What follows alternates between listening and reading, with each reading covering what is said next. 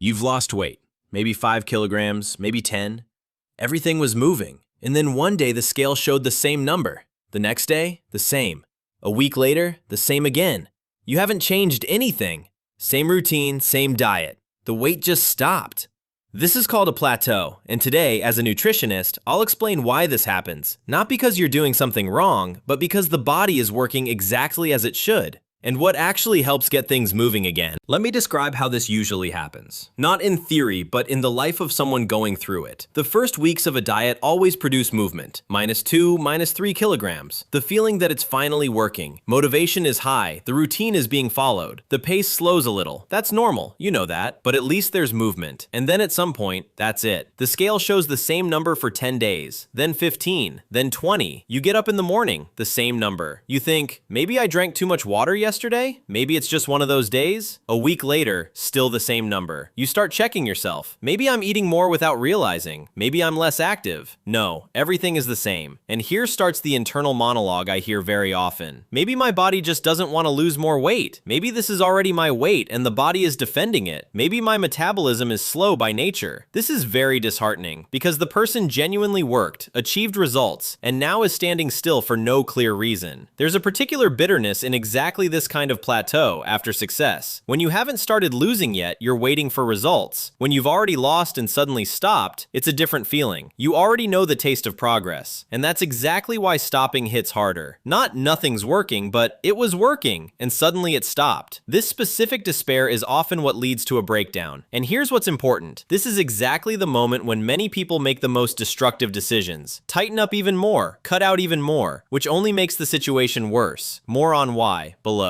What happens next is also typical. Some people tighten restrictions even further, cut calories, add workouts. Sometimes this produces a small shift, for a short time. Then another plateau, but this time at an even lower calorie level. Others give up and return to their previous diet. The weight returns quickly, often above the starting point. And the person is back at the beginning, but now with an even slower metabolism. Do you recognize yourself? Or someone close to you? There's another story I hear regularly. Someone in a plateau starts weighing themselves several times a day. In the morning, after eating, in the evening. They see fluctuations of 1.5 to 2 kilograms throughout the day, and each time, a small stress. This is counterproductive on two levels, psychologically and physically, because the stress from weighing raises cortisol, which additionally blocks fat burning. If you're weighing yourself more than once a week, that's already too often. Now, something important about the number on the scale, because it doesn't always say what you think it does. Scales show total body weight, muscle, bone, water, intestinal contents, fat tissue. During active weight loss, water is the first to go. When there's a caloric deficit, glycogen is consumed, and each gram of glycogen retains about 3 grams of water. The first 2 to 3 kilograms on any diet are almost always water. Once it's gone, the real work on fat tissue begins. It proceeds more slowly, significantly more slowly than it seems when looking at the number. What does this mean in practice? A person may be losing fat tissue and at the same time see the scale standing still, because simultaneously, water is being retained due to stress, inflammation, or dietary changes, or because muscle tissue is growing from physical activity. The scale stands still while the body is changing. This needs to be understood before changing strategy. That said, if a plateau continues for more than 2 to 3 weeks on a genuinely maintained routine, that's a signal. Not a catastrophe, not a failure, but a signal. Something in the system needs to be adjusted. What exactly? Below. And before going further, an important note about the psychology of a plateau. It almost always happens precisely when results are already visible. Not at the beginning when everything is still ahead, but exactly when something has been achieved and suddenly it stops. This creates a particular tension. Losing what you already have feels worse than never having it. And it's exactly this tension that pushes toward mistakes, toward sharp decisions instead of systemic ones. One more thing, important for those who have been at it a long time. The longer a person has been in a caloric deficit, the more strongly the body adapts to that deficit, the slower the metabolism, the harder it is to maintain the deficit. This isn't weak willpower. This is physiology protecting a person from exhaustion, and understanding this mechanism changes the entire strategy. Now, the mechanism. I'll explain as a nutritionist, precisely and to the point. A weight loss plateau is not a coincidence or a malfunction. It's a predictable physiological response to a prolonged caloric deficit. It's called metabolic adaptation. The longer a person has been losing weight, the more pronounced it becomes. First mechanism, reduction of basal metabolism.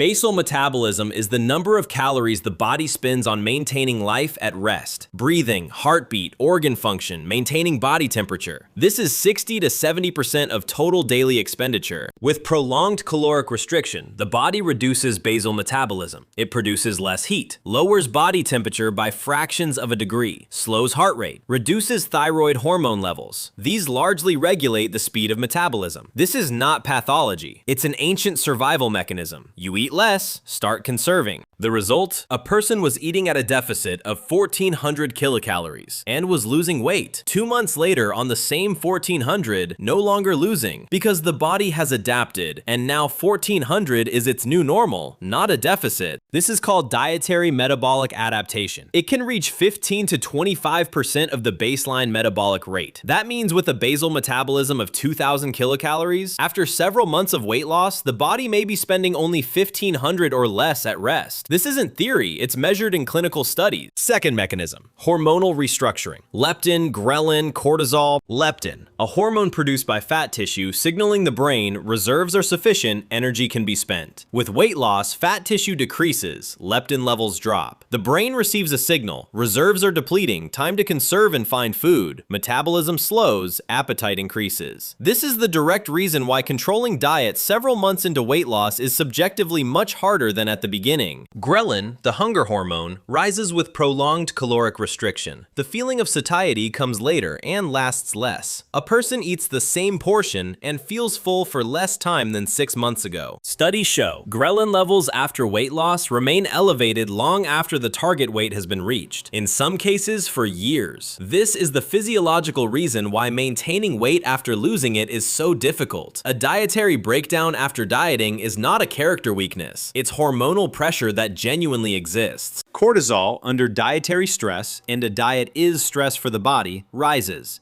It signals to preserve fat, especially in the abdominal area, while simultaneously breaking down muscle tissue to obtain glucose. Less muscle, slower metabolism. Even fewer calories burned. The plateau deepens. Third mechanism, insulin resistance and blood sugar regulation. This mechanism in discussions of plateaus is often overlooked, and it's very important. With reduced insulin sensitivity, cells respond more poorly to its signal. The pancreas produces more insulin to get through. High insulin is a direct signal to the body: preserve fat and don't break it down, even with a caloric deficit. Where does insulin resistance come from in people who are losing weight? It was often present before the diet began. It was one of the causes of weight gain. Dieting reduces it, but slowly. And while it's present, fat burning works worse than it should. How to understand whether you have disrupted blood sugar regulation. Simple signs: strong hunger 2 to 3 hours after a full meal, sharp energy crash after carbohydrates, cravings for sweets at specific times of day, difficulty going more than 4 hours without food. This isn't a diagnosis, but it's a reason to pay attention and get a fasting insulin test. Fourth mechanism,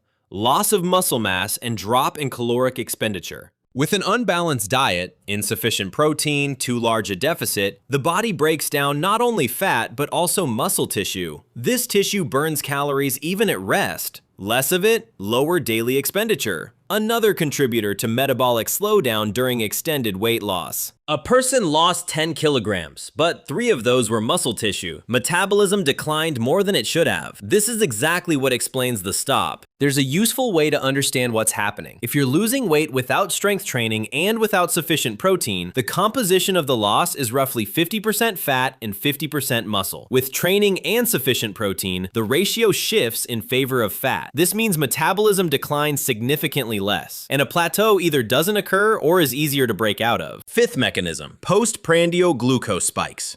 Postprandial means after eating. When blood glucose rises sharply after a meal and then falls sharply, the person feels hungry sooner than they should. This is unstable blood sugar regulation, provoking overeating and an additional insulin response that blocks fat burning. High viscosity soluble fiber, and fenugreek galactomannan in particular, is one of the most studied natural tools specifically for smoothing these spikes. More on this in the product section. One more mechanism that's rarely discussed. As weight decreases, stomach volume volume decreases and the rate of its emptying changes. This affects the rate of nutrient absorption. A person who has lost weight may respond to the same food differently than before losing it, including producing a sharper glycemic response. This is why a diet that worked at the beginning may stop working later. Now, the mistakes. The most typical strategies for breaking out of a plateau, and why they either don't work or only work briefly. Mistake 1. Cutting calories even further. The logic is understandable. Not losing means eating too much. Need to eat less. But with an already reduced metabolism, this leads to even deeper adaptation. Basal metabolism drops further. Muscle loss accelerates. Leptin levels decline even more. Hunger becomes unbearable. The person holds on for a few days, then breaks down. After that, weight returns quickly because metabolism is already very slow. Repeated tightening is one of the most destructive patterns in weight loss. Each such cycle leaves the metabolism a little worse than it was. Mistake 2. Adding cardio on top of an already existing deficit. If I'm not losing, I need to move more. Again, understandable logic, again, a problem. Additional cardio at already high cortisol from dietary stress raises cortisol even further. The body intensifies its protective response. Appetite spikes sharply. Muscle loss accelerates. Metabolism drops further. Light regular activity, good. A cardio marathon on top of a strict diet, counterproductive. Mistake 3. Changing everything at once and abruptly. When at a plateau, many people start changing many variables simultaneously. Different diet, different schedule, new foods, new workouts. This makes it impossible to understand what produced the shift, which means it's impossible to use that going forward. A smart exit from a plateau involves sequential variable changes with tracking of each result. Mistake 4. Ignoring protein. Many diets are chronically low in protein, yet protein is precisely what protects muscle tissue during a caloric deficit and provides prolonged satiety. Without sufficient protein, the body actively breaks down muscles to obtain amino acids. Metabolism slows faster. 120 to 140 grams of protein per day is a basic requirement during weight loss, not an athlete's diet. There's also a thermogenic effect at the plateau. The body spends 20 to 30% of the caloric content of this nutrient just on digesting it. From 100 kilocalories of protein, you actually get 70 to 80. For carbohydrates, this effect is about 5 to 10%. Sufficient protein literally increases daily expenditure without changing activity level. A practical benchmark: if you weigh 70 kilograms and want to lose weight, you need a minimum of 100 to 110 grams of protein per day. That's 2 chicken breasts, 2 eggs, and a cup of cottage cheese, roughly. Many people at a plateau are getting half that amount and wondering why they're losing muscle. Mistake 5. Not accounting for blood sugar regulation. A person eats correctly by calories, but continues to eat a lot of fast carbohydrates. Crisp breads, large amounts of fruit, dairy with lactose, honey, juices. All of this provokes insulin spikes that block fat burning. With impaired insulin sensitivity, each such spike means several hours when fat tissue is not being broken down. Smoothing the glycemic response is one of the most underestimated tools for breaking out of a plateau. Mistake 6. Evaluating progress only by the scale. Scales are the most deceptive tool during a plateau. A person may be losing fat tissue and see no change due to water retention or muscle gain. Measurements, photos, how clothes fit, energy level, more reliable markers of progress during this period. Now, what actually helps at a plateau? This is systemic work in several directions. First, a refeed as a metabolic reset. A refeed is a planned, temporary increase in caloric intake, 1 to 2 days per week with a normal or slightly increased diet with an emphasis on carbohydrates. The goal: raise leptin levels, give the brain a signal. Resources are sufficient, energy can be spent again. This isn't a breakdown, it's a strategic tool for exiting metabolic adaptation. A refeed must be planned, not spontaneous. The difference is fundamental. A planned one is a specific day, specific foods, a specific amount of carbohydrates. A spontaneous one is simply a breakdown with a nice name. The first works, the second breaks progress. Second, preserve or build muscle tissue. Strength training during weight loss is not an option but a necessity. It preserves muscle mass, which determines metabolic rate. With properly structured training, even at a caloric deficit, muscles can be maintained. This shifts body composition in favor of a lower fat percentage, even if the scale stays still. A very important point about training format. During a plateau, moderate strength training works better. Not to failure, 3 to 4 times a week for 40 to 50 minutes. Not exhausting workouts daily. Exhausting training on top of a caloric deficit means cortisol again, muscle breakdown again, fat burning inhibition again. Moderation works better here than intensity. Third, sufficient protein. 120 to 150 grams of protein per day is the baseline guideline for active weight loss with training. Without this, muscle loss is inevitable and metabolism will decline faster. With sufficient protein, satiety is is better, muscles are preserved, daily expenditure remains higher. Fourth, smooth blood sugar regulation. This is the key tool at a plateau that is often ignored. Reduce the glycemic load of the diet, fewer fast carbohydrates, more fiber, protein, and fat at the beginning of each meal, before carbohydrates. This reduces the postprandial insulin spike and opens a window for fat burning between meals. High viscosity soluble fiber coats the contents of the stomach and slows carbohydrate absorption. The blood sugar spike becomes gradual. The insulin response, moderate. Fat tissue gets the opportunity to break down between meals. Fenugreek galactomannan is one of the most studied natural tools specifically for this task. There's a simple way to check whether this approach helps you. Start with one specific change: protein and non-starchy vegetables at the beginning of a meal, carbohydrates at the end. Don't change the foods and don't change the caloric content. Just change the order. After 2 weeks, assess whether the feeling of fullness has changed and how strong hunger is between meals. If there's a difference, your glycemic regulation was disrupted. Fifth, managing cortisol. A diet is stress. To reduce background cortisol, normal sleep of 7 to 8 hours is a physiological necessity during weight loss, not an option. Poor sleep raises cortisol, intensifies appetite, and reduces the effectiveness of fat burning. A moderate walk instead of exhausting cardio. Pauses without devices. All of this genuinely affects cortisol and lifts its protective effect on fat tissue. There's a good practical rule. If you've been dieting for more than 3 months without a break, this is already almost certainly a zone where metabolic adaptation is substantial. At this point, a planned dietary pause of 1 to 2 weeks with normal eating may produce more results than further restriction. This is counterintuitive, but that's how physiology works. Sixth, change the metric. During the plateau period, put away the scale and measure body dimensions: waist, hips, chest, once every 2 weeks. Take photos in the same clothes once a month. Look at energy levels, strength in workouts, general well-being. Scales will return as a tool, but later, once the metabolism stabilizes. Right now, they more often hinder than help. On a specific product that works on several plateau mechanisms at once in the next section. Now specifically about fenugreek and why it's relevant specifically at a plateau. Fenugreek, Trigonella phonum graecum, is a plant with thousands of years of history in Ayurvedic and Mediterranean medicine. In modern nutrition science, it's one of the most studied herbal agents for blood sugar regulation and weight loss support. The key active component, galactomannan. This is a high viscosity soluble fiber. 1 gram of galactomannan absorbs several dozen milliliters of water and turns into a thick gel. It's precisely this gel that creates the main effects. Why is galactomannan particularly effective compared to ordinary insoluble fiber? Regular fiber, bran, cellulose, physically increases the volume of intestinal contents, but doesn't form a gel. Galactomannan creates a viscous gel-like mass that doesn't just take up space, but literally coats food and creates a physical barrier between carbohydrates and the intestinal wall. This is a fundamentally different mechanism, and that's exactly why it's more effective for regulating the glycemic response. First effect, smoothing the postprandial glucose spike. The gel coats carbohydrates in the stomach and slows their absorption. Glucose enters the bloodstream more slowly. The peak blood sugar level after eating decreases. The insulin response becomes gradual. With moderate insulin between meals, fat cells can release fatty acids for burning. This is the key mechanism for breaking out of a plateau. Second effect, improved insulin sensitivity. The fenugreek component, the amino acid 4-hydroxyisoleucine, directly stimulates insulin receptors in muscle cells. Cells become more responsive to insulin. The pancreas requires less insulin for the same effect. This reduces insulin resistance, one of the main mechanisms blocking weight movement. Third effect, prolonged satiety. The gel in the stomach physically slows its emptying. The satiety signal lasts longer after eating. Appetite decreases, not through willpower but through physiology. Especially important during a plateau, when leptin levels are reduced and hunger is objectively stronger than at the beginning of weight loss. Fourth effect, reduction of blood lipid levels. Galactomannan binds bile acids in the intestine. To replenish them, the liver uses cholesterol. This lowers total and bad cholesterol, a useful accompanying effect when working on weight. What does the evidence base say? Several meta-analyses confirm significant reduction of fasting and postprandial glucose levels with regular fenugreek use. Reduction of insulin resistance is documented. Modest weight loss in clinical studies is present, though it's more pronounced with simultaneous dietary correction. One important detail about the form of fenugreek: not all products are equal. Raw fenugreek seeds contain bitter alkaloids and have an unpleasant taste. Many stop after a week. Extract in capsules lacks this drawback. Active substances are concentrated, bitterness is eliminated, the dose is standardized. That's why form matters. Not only what's inside, but also how realistic it is to take it regularly. Now about the specific product. Biotech USA USA fenugreek, 60 capsules. Composition: standardized dry extract of Trigonella phonum graecum seeds, capsule shell, filler, anti-caking agents. Extract in capsule form. This is a concentrate of active substances with a predictable dose, without the bitterness of raw fenugreek that puts many people off. How to use it: take before meals with plenty of water. This is important because water is exactly what allows galactomannan to form a gel before food reaches the stomach. Taken without water or after eating works significantly less effectively. What to expect? Fenugreek is not a fat burner. It doesn't accelerate metabolism directly. It creates conditions in which fat burning can work more effectively. Smoothed blood sugar, reduced insulin response, better satiety. In combination with properly structured eating, it helps things move where without it there's no movement. Who is this most relevant for? People at a plateau with an already existing caloric deficit. Those who tend to experience strong hunger after long gaps between meals. People with signs of disrupted blood sugar regulation. And those who want to reduce the glycemic load of their diet without completely eliminating carbohydrates. The link to Biotech USA fenugreek is in the description of this video. Let's summarize. A plateau is not a failure and not a verdict. It's a physiological adaptation that happens to everyone who has been losing weight long enough. The body reduces metabolism, changes the hormonal background, protects fat stores. Not weak willpower and not poor genetics. An evolutionarily tuned survival mechanism. Breaking out of a plateau is not about tightening up, it's about restructuring the system. A plateau is often perceived as a signal to intensify efforts. In reality, it's a call to act differently. More restriction with an already adapted metabolism is like pressing harder on the gas pedal of a car with no fuel. The intensity increases, but there's no movement. Refeed, muscle preservation, sufficient protein, smoothed blood sugar regulation, reduced cortisol, changed metrics. Each element contributes, and together they create conditions in which the body starts moving again. What to do right now? Start by getting a fasting insulin test. This one indicator gives more information about the causes of a plateau than any amount of weighing. Look at your diet from the perspective of glycemic load. Is there something provoking sharp blood sugar spikes? Add protein if you're getting less than 100 grams per day. Consider a planned refeed. And if you want additional support for blood sugar regulation and satiety, fenugreek as an option. Link in the description. And one last thing, if you've been at a plateau for several weeks, this isn't a reason to give up. It's a reason to restructure. The body hasn't broken. It's simply adapted, and now a different tactic is needed. You have everything you need to start moving again. Leave a like if the video was useful. Write in the comments, how many weeks did your plateau last and what helped? I'm interested in collecting real experience. Subscribe if you haven't yet. The next video will be about insulin resistance, why it occurs in people with a normal weight and how to recognize it. See you next time.